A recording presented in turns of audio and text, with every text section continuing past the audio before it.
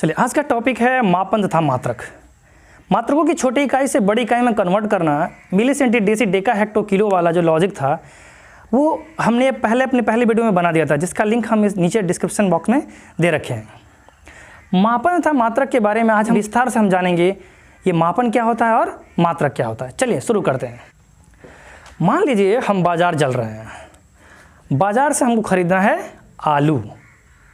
बाज़ार से हमको ख़रीदना है आलू। घर से बोला गया है कि जाओ बाबू घर से खरीद के आना 4 किलोग्राम आलू, 4 किलोग्राम आलू। तो ये आलू का आप उस जो भी आलू जो द्रव्य है, उस द्रव्य का द्रव्यमान है, उसी द्रव्य का मान है एक तरह से, इसलिए इसको बोलते हैं उसका द्रव्यमान है। द्रव्य की सबको पता है द्रव्य की 3 अवस्थाएं होती हैं, ठोस, द्रव और गैस। चूँकि ये ठोस है इसलिए इसके द्रव्य का जो भी मान होगा वो कितना है उसको डिनोट किया जाएगा द्रव्यमान से। वो द्रव्यमान कितना खरीद के लाना है आलू का? 4 किलोग्राम। ज़रा सपोज करिए अगर ये नहीं होता, द्रव्यमान 4, आलू का द्रव्यमान 4 लाना है, मतलब 4 गो आलू उठा के दे देगा। क्या वो 4 किलोग्राम हो गया? नहीं ना। जब भी इस संख्यात्मक मान के साथ मात्रक नहीं लगता है तब तक ये पूरा का पूरा अधूरा है। अगर ये चीनी खरीदने गया होता, 4 किलो चीनी खरीदने गया होता तो द्रव्यमान 4 किलोग्राम, अगर 1 किलोग्राम नहीं तो 4 दाना चीनी का उठा के दे देता, फिर हमारी वो जो ये राशि है ये पूरी नहीं हो पाती। तो ध्यान दीजिएगा ज़रा यहाँ पे, इसको बोलते हैं मात्रक, इसको बोलते हैं मात्रक, और इस 4 को बोलते हैं संख्यात्मक मान, संख्यात्मक मान, न्यूमेरिकल वैल्यू। अच्छा, इसी को बोलते हैं परिमाण भी। आगे चल के जब सदिशों और अदिश में जुड़ेंगे तो इसी को बोला जाएगा परिमाण भी, जिसको इंग्लिश में बोलते हैं मैग्नीट्यूड। न्यूमेरिकल वैल्यू को ही बोलते हैं मैग्नीट्यूड, याद रखिएगा। द्रव्यमान जो है ये हमारी राशि है। चूँकि भौतिक विज्ञान पढ़ रहे हैं इसलिए इसके नाम के आगे जोड़ देंगे भौतिक, तो भौतिक राशि हो जाएगी। यानी किसी भी भौतिक राशि को डिफाइन करने के लिए कम से कम 2 चीज़ कंपलसरी होगा, संख्यात्मक मान और मात्रक। बिना मात्रक की वो भौतिक राशि अधूरी मानी जाएगी। ये तो था एक छोटा मोटा एग्जाम्पल। इसी तरीके से अगर बाज़ार में आप कपड़ा खरीदने जाएंगे तो बाज़ार में कपड़े की लंबाई खरीदेंगे 4 मीटर लंबा, यानी लंबाई इज इक्वल टू 4 मीटर, लंबाई बराबर 4 मीटर। हर भौतिक राशि किसी न किसी एक मात्रक से परिपूर्ण होती है, तब जाके वो भौतिक राशि डिफाइंड होता है। ऐसे ही 7 मात्रकों को अंतर्राष्ट्रीय माप एवं बांट कार्यालय ने फिक्स कर दिया है कि ये जो 7 मात्रक होंगे ये मूल मात्रक कहला जाएंगे। मूल इसलिए कहे जाएंगे क्योंकि ये आपस में बदल नहीं पाएंगे। उन 7 मूल मात्रकों के बारे में बात करते हैं मूल मात्रकों की, तो ये 7 जो लिखे हैं ये हमारे मूल मात्रक है। अंतर्राष्ट्रीय माप एवं बांट कार्यालय ने इन्हें मूल मात्रक बताया है। मूल मात्रक इसलिए कहते हैं ताकि ये आपस में इंटरचेंज नहीं हो सकते हैं। कोई पूछ दे कि 1 मीटर में कितना किलोग्राम, बता पाएंगे? नहीं ना। 1 मीटर में कितना सेकेंड, नहीं ना। एक दूसरे से स्वतंत्र हैं, ये अपने में कन्वर्ट नहीं हो पाएंगे, इसलिए इनको कहा जाता है मूल मात्रक। परिभाषा के तौर पे बात करेंगे तो ये कहा जाता है कि वे भौतिक मात्रक जो एक दूसरे से स्वतंत्र हो वही कहलाते हैं मूल मात्रक। चलिए, मात्रक के आगे हम क्या लिखेंगे? संख्यात्मक मान, और उसके बराबर के पहले लिखा जाएगा वो भौतिक राशि जिनके ये मात्रक हैं। तो मीटर किसका मात्रक है? सबको पता है किसका? लंबाई का, लेंथ का। लेंथ की जो यूनिट होती है वह है मीटर। किलोग्राम अभी देखे हैं द्रव्यमान का, द्रव्यमान का यूनिट जो है वो किलोग्राम है। सेकंड किसका है? तो समय का है। एम्पियर किसका है? तो वैद्युत धारा का है। केल्विन किसका है? तो ताप का है। कैंडिला किसका है? तो ज्योति तीव्रता का है। मोल किसका है? तो पदार्थ की रासायनिक मात्रा या पदार्थ की आणविक मात्रा।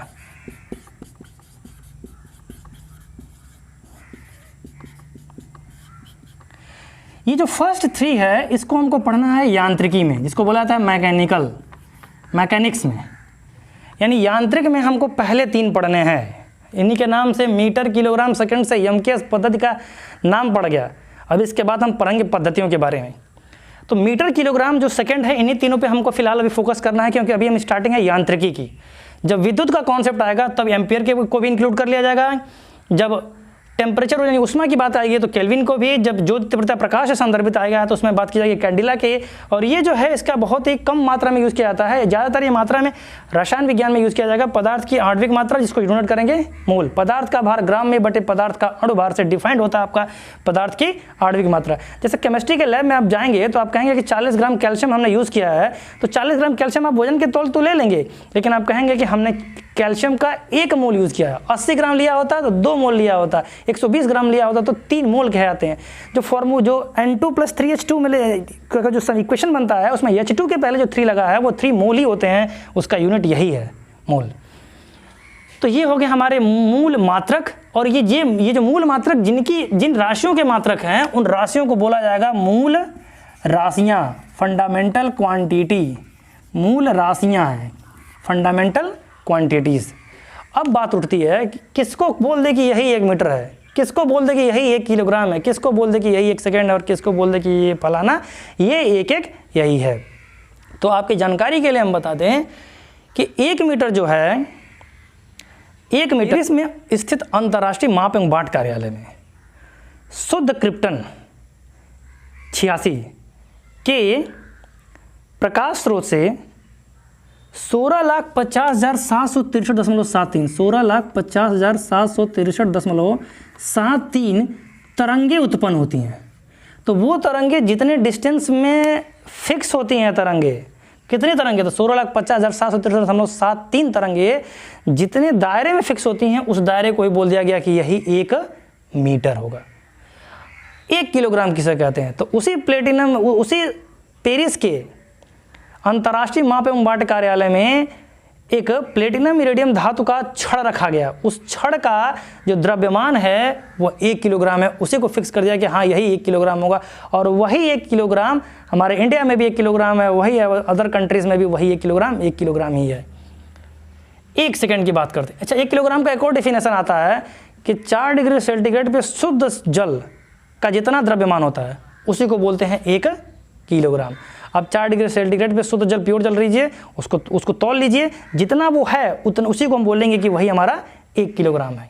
ठीक इसी तरह 1 सेकंड का भी अलग से वहीं से परिभाषा डिफाइंड होता है कि सीजियम परमाणु की एक घड़ी है जो 9,19,26,31,770 बार कंपन जितने समय में कर दे उस समय को बोलेंगे हम 1 सेकंड। सोचिए 1 सेकंड में इतनी बार कंपन कर देगा। कंपन का मतलब अपनी एक स्थिति से जाना, लौट के आना, फिर दूसरी तरफ जाना, फिर लौट के आना। 1 सेकंड में 9,19,26,31,770 बार कंपन कर देगा। आज को परिभाषा उल्टा बना कि 9,19,26,31,770 बार सीजियम परमाणु की घड़ी जितने समय में कंपन कर दे उसी को बोलेंगे 1 सेकेंड। बाकी के जितने जो 4 परिभाषाएं हैं, 1 एम्पियर, 1 केल्विन, 1 कैंडिला, 1 मोल, ये अपने अपने यूनिट में डिफाइंड होंगी। जैसे ये जो 1 एम्पियर है वो 2 अनंत लंबाई के समांतर चालक दरों में अगर 1 मीटर की दूरी पर रखे गए हैं और उनके बीच लगने वाले बल का मान 2 × 10⁻⁷ न्यूटन के बराबर हो तो उनमें उन तारों में बहने वाली धाराओं का मान 1 एम्पियर माना जाएगा। ऐसे ही ये जो फॉर्मूले हैं वो अपने अपने चैप्टर्स में डिफाइन किए जाएंगे। अब बात करते हैं मात्रक पद्धति की। तो मात्रक पद्धतियों के अनुसार जैसे जैसे समय बीता गया वैसे वैसे पद्धतियाँ बदलती गई। पहले का ज़माना था जिसमें यूज़ किया था FPS सिस्टम, उसके बाद ज़माना आया CGS सिस्टम का, उसके बाद ज़माना आया MKS सिस्टम का, और आज का जो ज़माना है वो SI सिस्टम का है। इसी को थोड़ा सा मॉडिफाई कर दिया गया है, तो जो आज का जो हमारा है सिस्टम है उसको अडॉप्ट करता है SI सिस्टम को। बात करेंगे क्या होता है SI सिस्टम।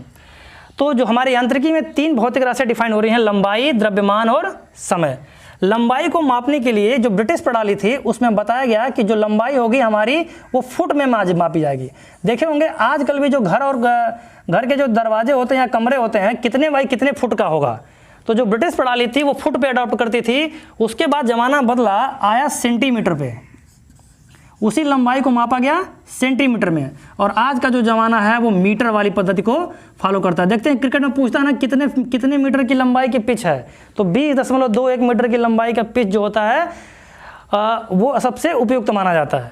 तो आज की जो प्रणाली है वो मीटर वाली, उसके पहले सेंटीमीटर का था, उसके पहले फुट का था। ठीक इसी प्रकार जो द्रव्यमान था हमारा पहले पाउंड में था, आज भी जो हमारी इंडियन आर्मी है, जो गोला फेंकने के लिए जो वजन यूज़ करती है वो पाउंड में ही यूज़ करती है। कितने पाउंड का जो गोला होगा वो फेंका जाएगा। आज भी उसका वजन जो है किलोग्राम और ग्राम में मेजर नहीं है, वो पाउंड में ही डिनोट होता है। ठीक ज़माना बदला, जो पाउंड के बाद आया ग्राम, और उस ग्राम के बाद आज के ज़माने में चलता है किलोग्राम। और तीसरी यांत्रिकी के तौर में जो तीसरा टर्म है समय, ये पहले भी सेकंड में था, जो मेन मूल मात्रक जो था सेकंड में था, बाद में भी सेकंड में रहा और आज भी सेकंड में ही रहा, आज भी सेकंड में ही है। तो इन्हीं के नामों पर, इनके पहले अक्षरों के नामों पर इनका पद्धतियाँ डिफाइन हुई। मीटर फॉर एम, किलोग्राम से के और सेकंड से यस, एम के एस पद्धति। Centimetre for C, gram for G और सेकंड से यस, सी जी एस पद्धति। फुट से एफ, पाउंड से पी और सेकंड से यस, यानी F P S system, C G S system और एम के एस सिस्टम, ये मात्रक की पद्धतियाँ थी। आज का जो प्रणाली है वो एसआई सिस्टम को डिनोट करता है। एसआई का मतलब होता है इंटरनेशनल सिस्टम। इंटरनेशनल का हो गया अंतर्राष्ट्रीय पद्धति, यानी जो 1 किलोग्राम इंडिया में होगा वही 1 किलोग्राम ऑस्ट्रेलिया में भी होगा, जो 1 सेकंड इंडिया में होगा वही 1 सेकंड अमेरिका में भी होगा। इसमें बदलाव नहीं आ सकता, उसको पूरे अंतर्राष्ट्रीय तौर पे ही अडॉप्ट करना पड़ेगा। देखे होंगे हमारे जो लोकल में होता है, क्षेत्रफल का जो मात्रक होता है कट्ठा और बीघा में होता है, जबकि रियल जो होता है वो मीटर स्क्वायर में ही क्षेत्रफल को मापा जाता है। मीटर स्क्वायर में ही क्षेत्रफल को मापा जाता है। ये जो मीटर स्क्वायर है ये हमारा इंडिया भी इसको अडॉप्ट करेगा, अमेरिका भी अडॉप्ट करेगा और ऑस्ट्रेलिया भी अडॉप्ट करेगा। अमेरिका में जाके पूछें कितने कट्ठा जमीन है, वहाँ पे इसका कोई आंसर नहीं है। अगर मीटर स्क्वायर में उसको कन्वर्ट करके पूछा जाएगा तो उसका आंसर वहाँ पे मिलेगा। तो ये थी हमारी मात्रक पद्धतियाँ। यहाँ पे कुछ आपको भौतिक राशियाँ दे रखी हैं। इन राशियों का तात्पर्य यह है कि इनके आगे हम एक संख्यात्मक मान लिखेंगे और उसके आगे उसका मात्रक लिखेंगे, तब जाके यह परिपूर्ण होगा। जैसे दूरी बराबर अगर लिखा जाए 4 मीटर, तब जाकर यह पूरा होगा। केवल 4 लिखा गया होता तो दूरी बराबर 4, इसका मतलब कुछ नहीं रहा। जब तक इसके आगे मीटर नहीं लिखा जाएगा तब तक ये दूरी को पूरा नहीं कह सकते हम। तो दूरी बराबर 4 मीटर, ये मीटर हो गया आपका मात्रक हो गया, 4 जो हो गया वह संख्यात्मक मान, इसको परिमाण भी बोला गया था। और ये जो दूरी हो गई हमारी राशि हो गई, भौतिक राशि। क्योंकि फिजिक्स पढ़ रहे हैं इसलिए इस राशियों को नाम दिया जाएगा भौतिक राशि। ठीक इसी प्रकार से जितनी भी यहाँ पे राशियाँ लिखी गई हैं उनके अपने संख्यात्मक मान के साथ मात्रक लगाया जाता है। जैसे बल बराबर 10 न्यूटन, विस्थापन बराबर 3 मीटर, वेग बराबर 10 मीटर प्रति सेकेंड। ऐसे जितनी भौतिक राशियाँ होंगी सबकी अपना एक मात्रक होगा और एक संख्यात्मक मान होगा। यानी जो भौतिक राशि बनती है वह एक संख्यात्मक मान और मात्रक मिल करके उस भौतिक राशि का निर्माण होता है। यानी संख्यात्मक मान में मात्रक से गुणा कर दें तो हमको राशि मिल जाती है। ये ऊपर इतने एग्जाम्पल हाँ दे रखे हैं। ये जो राशियाँ होती हैं ये 2 प्रकार की होती हैं। एक होती है सदिश राशि और दूसरी होती है अदिश राशि। नाम से ही लग रहा है, अदिश मतलब दिशा के साथ नहीं और सदिश का मतलब दिशा के साथ। जरा इसको एक एग्जाम्पल से समझा जाए। अगर कहा जाए बल बराबर 10 न्यूटन, अब बल बराबर 10 न्यूटन पूरब की ओर, एक में हमने दिशा लगा दिया, एक में हमने दिशा बिना दिशा के बोला। तो अगर दिशा लगा के बोला गया है तो वह सदिश राशि कहलाएगी, और अगर बिना दिशा के बोला जाएगा तो वह अदिश राशि बोली जाएगी। फिजिक्स में कुछ ऐसे राशियां हैं जो डिफाइंड है कि कौन सी सदिश होगी कौन सी अदिश होगी। देख यहाँ पे बल, विस्थापन, वेग, संवेग, आवेग और त्वरण जो लिखा गया है ये सारी सदिश राशियाँ होती हैं। और इनके अलावा लगभग 2-4 एक्सेप्शन को छोड़ दिया जाए तो सारी की सारी अदिश राशियाँ होती हैं। यहाँ दे रखा क्षेत्रफल, दूरी, आयतन, चाल, इनके अलावा बहुत सारे ऐसे मात्रक हैं जो अदिश होती हैं। अदिश की संख्या ज़्यादा है और सदिश की जो संख्या है वो बहुत कम है। बल, विस्थापन, वेग, संवेग, आवेग, त्वरण, स्टार्टिंग ब से है और आसानी से याद हो जाएगा। बल, विस्थापन, वेग, वेग का भाई संवेग और उसका भाई आवेग, और एक छोटा सा ये याद कर लेंगे त्वरण। विद्युत क्षेत्र भी होता है। ये जो होते हैं वो सदिश राशियों की श्रेणी में आते हैं।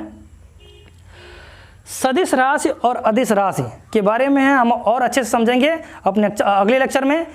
एक बात और अंत में यहाँ पे ध्यान रखिएगा, जितनी अदिश राशि होती हैं उनका जोड़ घटाना बिल्कुल आसान होता है।